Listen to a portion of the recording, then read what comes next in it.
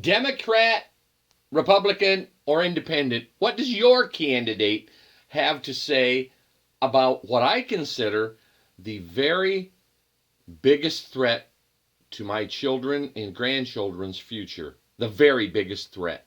What does your candidate have to say? Listen to this. Welcome back. We've been talking the drama in Paris. We've been talking about the Democratic debate last night in Des Moines, and no better person to analyze this with than presidential candidate Donald Trump, who joins us live by phone this morning. Good morning, Mr. Trump. Good morning, Tucker. That's some group you have over there this morning. It's pretty impressive. So you heard the Democratic candidates. You heard the Democrats last night say America has, quote, a moral obligation to let in refugees from Syria. What do you think of that? Well, if they want to continue being fools, I think they should do it because, that's what we have been over the last long period of time. We're constantly doing the wrong thing. We don't know anything about these people. We don't know where they come from. I see that one of the bombers, one of the folks over that just was killed was also from Syria and just migrated over to the area. We're going to take 65,000. I've actually heard 250,000, Tucker. I've heard a lot more than 65. They were discussing 65 last night during the debate, but I've heard they're talking about 250,000. I think we're just absolutely crazy. Well, I mean, you said this first, and you were the first one to point this out. You said you're looking at the footage, and you expect to see refugees, women and children, and you're seeing strong men in prime fighting years, 20s and 30s. Where are they running from? Yeah, that's right, Brian. I said it on your show, and the next day everybody was saying it. It was very interesting. I saw the migration, and I said, it's really strange. I said to my wife, I was watching it, and I said, there's so many men, and they're strong-looking men. Why aren't they fighting? Why aren't they back and trying to take over their country or doing whatever they're supposed to be doing? But there were so many strong-looking men, and there were so few women and so few children. And I started saying, then I was hearing that 250,000 number, which I assume you folks have also heard. Last night I heard 65, but I've been hearing 200,000 and 250,000. I said, wow, that could be the ultimate Trojan horse. That would be unbelievable. This could only happen to Obama. Well, that's the problem. Good morning, Donna. Thanks for being with Hi, us. Kimberly. Yes, nice to have you on the show. So when I was listening last night to the Democratic debate, it really seems that there are some clear choices for the voters. You have Hillary Clinton, who is an extension of Barack Obama's failed foreign policy, afraid to even call it radical Islam, saying that it's not the biggest threat. As if you were president, it's President Trump, what would you do? How would you handle this?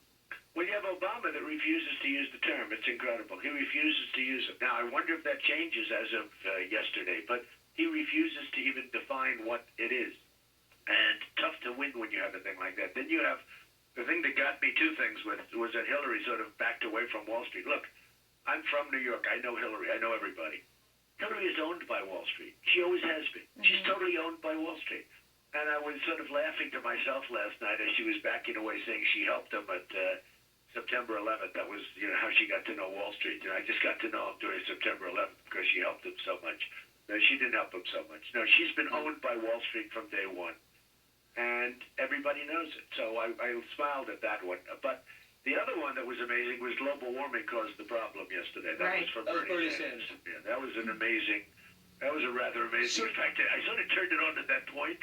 And I heard that. That was my first statement, and I said, whoa, there must be something else. And you got to tweet. And that's what Donald Trump, when you run for president, you got to sit there on a Saturday night and try to find, number one, the debate, find three people that want to watch it with you, and then be able to take some notes and tweet about it. And O'Malley, of course, was the mayor of Baltimore. Okay, now what's he doing up there? He's got a lot of nerve. You called him a clown. You tweeted out that he's a clown. And well, he is. He's never been a respected guy. He was not a good mayor.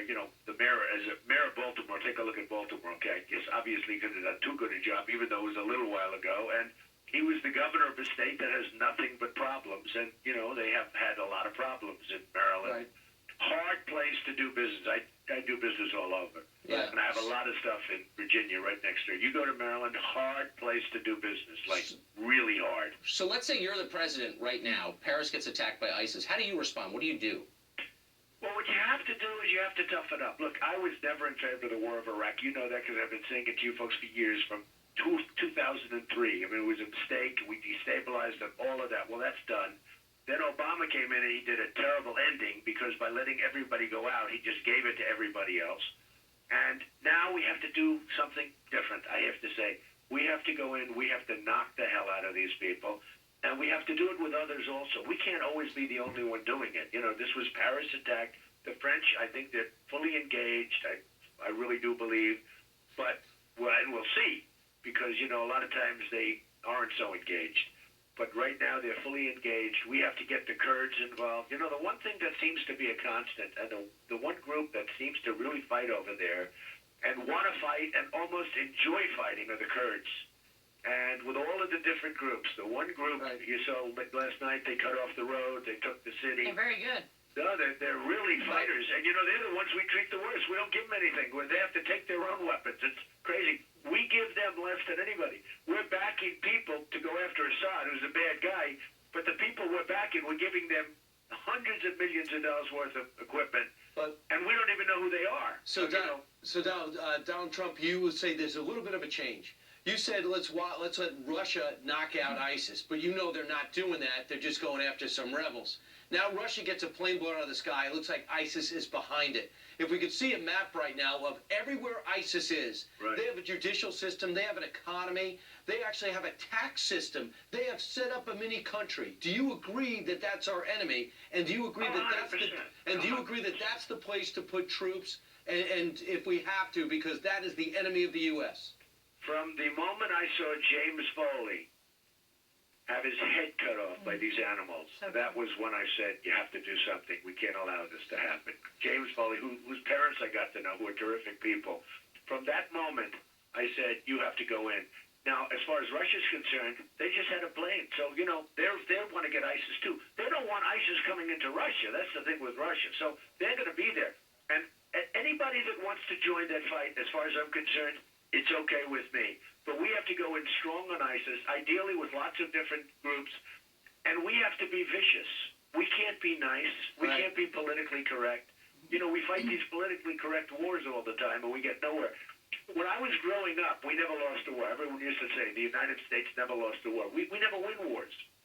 I mean, you look at Vietnam, not that we should have been there in the first place, but we don't win wars anymore. You know, we don't win wars. We take them to a neutral, or we get out, and then you have a president announce when he's getting out of Iraq. So you have a president, when he announced that we're getting, everyone just backed up and they said, oh, good, I can't believe he told us.